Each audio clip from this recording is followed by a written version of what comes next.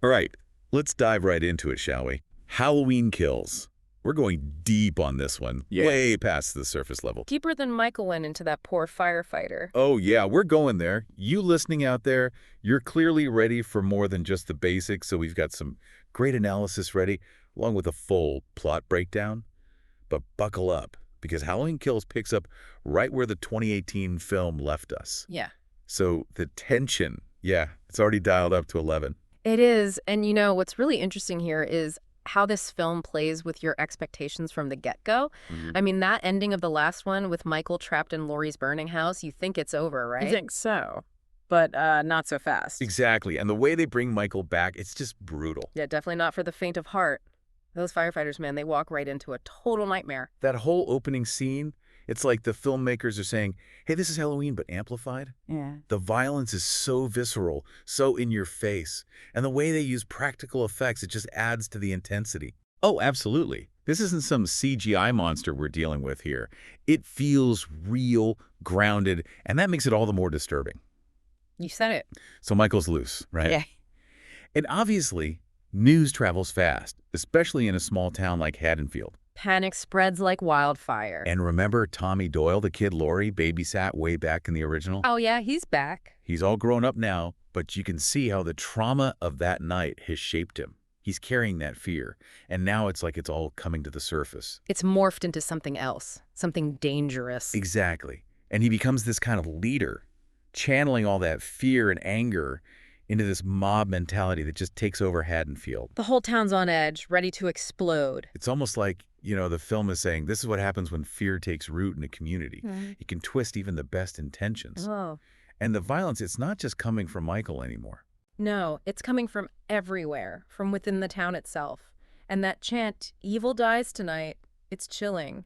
It starts as a rallying cry, but it quickly becomes, well, and it becomes a justification for anything. It's like they lose sight of who they are, you know, all caught up in the frenzy. And that leads to some pretty devastating consequences. I mean, that scene with the mental patient. Heartbreaking. Just tragic. It's a stark reminder, you know, mob justice. It's rarely about justice at all. It's about fear, and it often leads to more innocent victims. And it makes you wonder, are they really fighting evil or just becoming it? It's like this twisted mirror image. Right. And speaking of evil, let's talk about the source himself, Michael Myers. This film, it doesn't hold back in making him into this almost supernatural force. They lean hard into the whole boogeyman thing. He's like a walking nightmare. I mean, there were scenes where characters even start speculating about his immortality, like he walks through fire, shrugs off attacks that should kill a normal person. It's like he's not human. exactly. And the way he moves, deliberate, efficient, silent, it's terrifying. This isn't just a guy with a knife anymore. It's something primal, something evil, pure evil. Exactly. And it's not just, you know, the physical fear either. There's this whole other level of dread that comes from watching Haddonfield just completely unravel. Yeah, it's like this underlying sense of unease, you know, this feeling that the town itself is kind of sick. And that the sickness is spreading. It's in the way people start looking at each other, the suspicion and paranoia, like they're all infected. And the characters who survived Michael's first attack, you know, back in '78, they become these really powerful symbols of that, right? Like they're walking reminders of how trauma can linger. Especially Tommy Doyle. The guy is just consumed by it, you know, like he's been reliving that night for decades and it's just twisted him up inside. And now he's trying to, I don't know, exorcise those demons by leading this mob, this hunt for Michael. It's almost like he thinks if he can kill Michael, he can finally escape his past. But it's become this obsession, right? Like he's lost sight of everything else. And it makes you wonder, can you ever really outrun your trauma? And Lindsay Wallace, too. She's another survivor. And you can see how she's still carrying the weight of that night. It's like she's never truly felt safe. Not really. And now with Michael back, it's all flooding back to her. It's like the film is saying, trauma, it doesn't just go away. It becomes a part of you.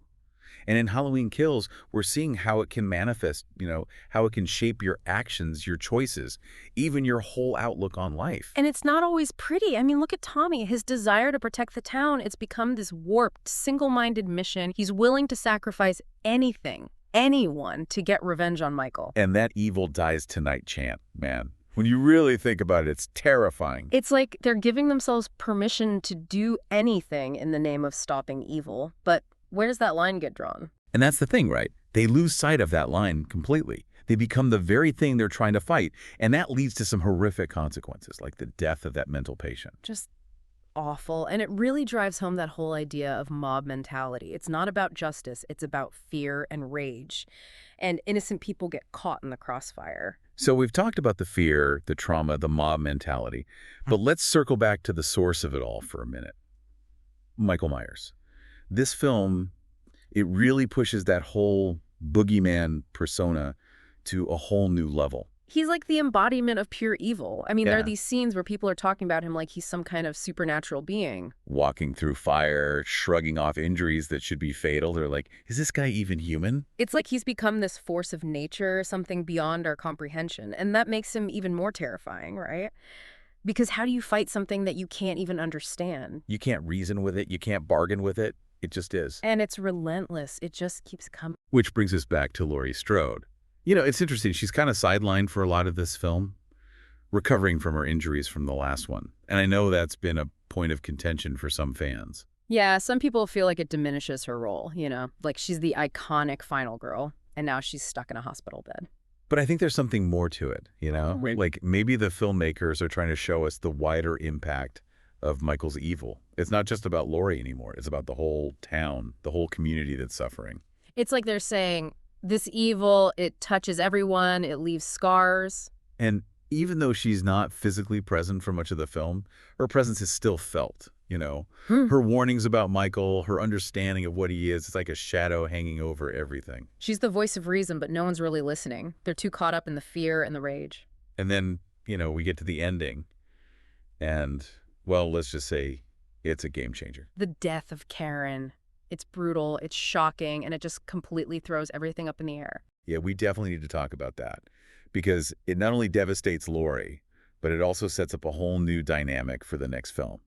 Allison, Laurie's granddaughter, she's seen so much now, experienced so much loss. It's like, how do you even begin to process that kind of trauma? Where do you go from there? Right. And how will it shape her going forward? Will she follow in Laurie's footsteps and fight back? Or will she be consumed by the darkness? Halloween Kills leaves us with a lot of questions. And that's what makes it so effective, right? It's not just about the jump scares and the gore. It's about these deeper, more unsettling questions about the nature of evil, the cycle of violence, and the cost of survival. It's a film that gets under your skin and stays with you. It makes you think, it makes you question, and it leaves you wanting more. And that's what good horror does, right? It confronts us with our deepest fears and forces us to ask ourselves, what would we do? You know, even after all this discussion, Halloween Kills, it just keeps kind of, I don't know, lingering in my mind like this. There's this feeling, this really unsettling feeling that lingers after the credits roll. Like, is there any escaping this?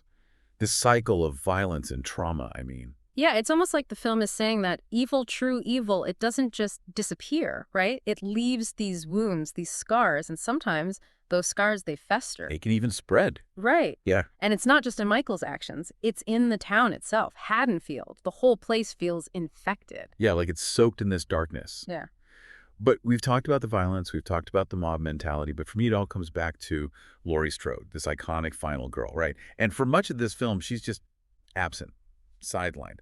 So what do you think? How does that play into everything else that's going on in Halloween Kills? It's such a deliberate choice, isn't it? And I think it really makes you think about the whole idea of heroes, of final girls. Like, can any one person truly conquer this kind of evil?